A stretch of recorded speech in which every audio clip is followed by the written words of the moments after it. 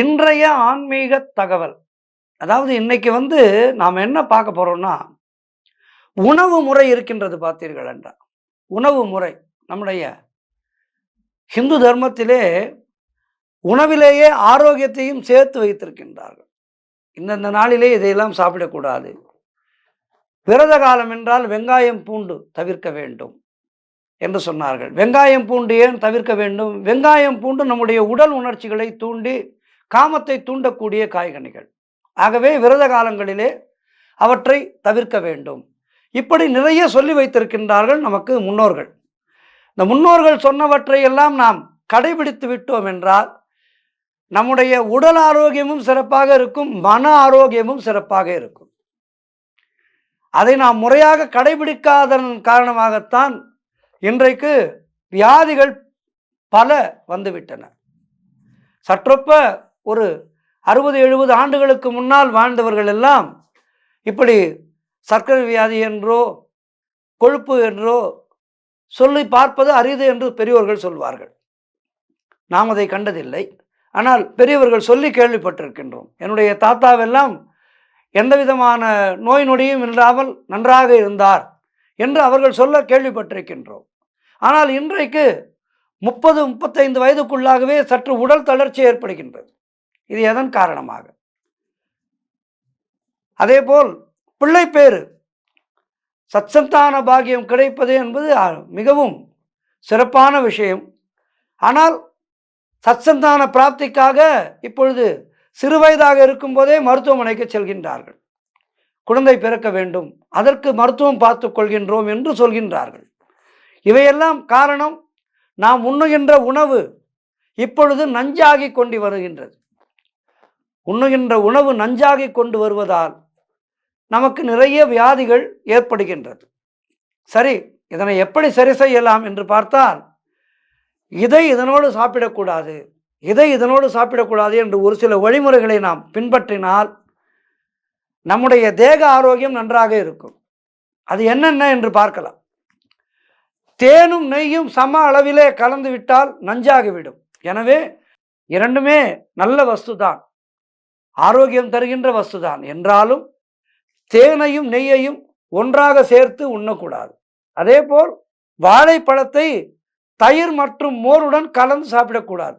வாழைப்பழம் சாப்பிட்டவுடன் தயிர், மோர் போன்றவற்றை சாப்பிடக்கூடாது. பொதுவாக உணவு உண்டுவிட்டு அதன் பிறகு உணவு ஜெரிமானத்திற்காக வாழைப்பழம் சாப்பிடலாம். ஆனால் இந்த முறையிலே சாப்பிடக்கூடாதாம். அதேபோல் பழங்களை தனித்தனியாகத்தான் சாப்பிட வேண்டுமாம். சாப்பாட்டோடு சேர்த்து பழங்களை சாப்பிடக்கூடாது. அதனுடைய தாது சத்து உணவோடு கலந்து பலனற்று போய்விடும் என்று சொல்கின்றார்கள். சரி, அடுத்து சொல்கின்றார்கள், வெண்ணெயோடு காய்கறிகளை சேர்த்து சாப்பிடக்கூடாது. அதேபோல் இந்த மீன் மற்றும் கருவாடு சாப்பிட்டவுடன் பால், தயிர் சாப்பிடக்கூடாது என்று சொல்கின்றார்கள். அவ்வாறு மீறி உண்டால் வெண்மேகம் போன்ற நோய்கள் வர வாய்ப்புள்ளது என்று சொல்கின்றார்கள். அதேபோல் உடல் மெலிவாக இருப்பவர்கள் புழுங்கலரிசி சாதத்தை அதிகம் சாப்பிட்டால் அவர்களுடைய உடலானது புஷ்டியாக மாறிவிடுமா. அதேபோல் உடல் பருத்தவர்கள் கோதுமை உணவு உண்டால் அவர்களுடைய உடல் பருமன் குறைந்து உடலிலே சமநிலை ஏற்படுமா. இன்னொன்று சொல்கின்றார்கள், ஆஸ்துமா இருப்பவர்கள், அதாவது சளி அதிகம் உள்ளவர்கள் தக்காளி, பூசணிக்காய், முள்ளங்கி ஆகியவற்றை சாப்பிடக்கூடாது என்று சொல்கின்றார்கள். மூல நோய் உள்ளவர்கள் அவர்கள் முட்டை, அதிக காரம், மாமிச உணவு ஆகியவற்றை உண்ணக்கூடாதாம், மூலவியாதி உள்ளவர்கள். அதேபோல் நெய்யை வெண்கல பாத்திரத்திலே வைத்து உபயோகிக்கக்கூடாதாம். நெய், இந்த நெய் இருக்கின்றது அல்லவா, நெய்யை வெண்கல பாத்திரத்திலே வைத்து நாம் உண்ணக்கூடாதாம். காலையிலே வெறும் வயிற்றிலே காபி, டீ குடிக்கக்கூடாது என்று சொல்கின்றார்கள். ஒரு டம்ளர் தண்ணீர் கொடுத்து விட்டு அதன் பின்னர் தான் காபி, டீ போன்றவற்றை சாப்பிடலாமா. அதேபோல் அல்சர் உள்ளவர்களும் மஞ்சள் காமாலை உள்ளவர்களும் மிளகாய், ஊறுகாய் ஆகியவற்றை சேர்த்து கொள்ளக்கூடாது என்று சொல்கின்றார்கள். பெண்கள் வீட்டிற்கு தூரமான நாட்களிலே இந்த காய்கறிகளை தவிர்ப்பது நல்லது. அதாவது கத்தரிக்காய், எள், அன்னாசி, பப்பாளி, இந்த காய்கனிகளை வீட்டுக்கு தூரமான நாட்களிலே அந்த 3 நாட்கள் 5 நாட்கள் சேர்த்து கொள்ளக்கூடாது. அதேபோல் தோல் நோய் உள்ளவர்கள் கத்தரிக்காய், புடலங்காய், நிலக்கடலை, மீன், கருவாடு ஆகியவற்றை தவிர்க்க வேண்டும். அதேபோல் அதிக காரம், அதிக புளிப்பு, கொத்தவரங்காய், பீன்ஸ் ஆகியவற்றை கூட சாப்பிடக்கூடாதாம். அதேபோல் இந்த கோதுமையை நல்லெண்ணெயுடன் சமைத்து சாப்பிடக்கூடாது என்று சொல்கின்றார்கள். இப்படி உணவிலேயே ஏகப்பட்டதை வைத்திருக்கின்றார்கள் நம்முடைய முன்னோர்கள். எத்துணை மிகச்சிறந்த அறிவாளிகளாக அவர்கள் இருந்திருக்கின்றார்கள். கோதுமையோடு நல்லெண்ணெயை சமைத்து சாப்பிட்டால் அது உடம்புக்கு கெடுதலாம். இப்படி நிறைய நல்ல விஷயங்களை நம்முடைய முன்னோர் நமக்கு வகுத்து கொடுத்திருக்கின்றார்கள்.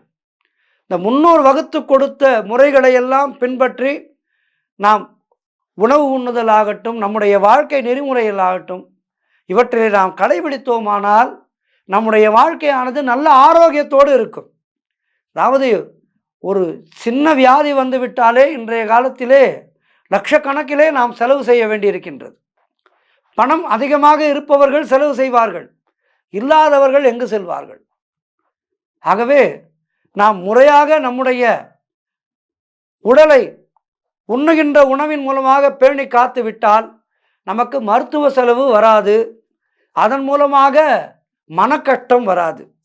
ஆகவே இன்றைய நாளிலே அதன் காரணமாகத்தான் இதையெல்லாம் நாம் பார்த்தோம். இதன்படி உணவுகளை மிகச்சரியாக எடுத்துக்கொண்டு நம்முடைய வாழ்க்கையை முறையாக அமைத்து கொண்டு நல்ல ஆரோக்கியமாக இருப்போம். நல்ல ஆரோக்கியமாக இருந்தால் நல்ல மனத்தெளிவு கிடைக்கும். எனவே நல்ல ஆரோக்கியத்திற்கு இவற்றையெல்லாம் பின்பற்றுவோம். நன்றி, வணக்கம். மீண்டும் நாளை சந்திக்கின்றேன்.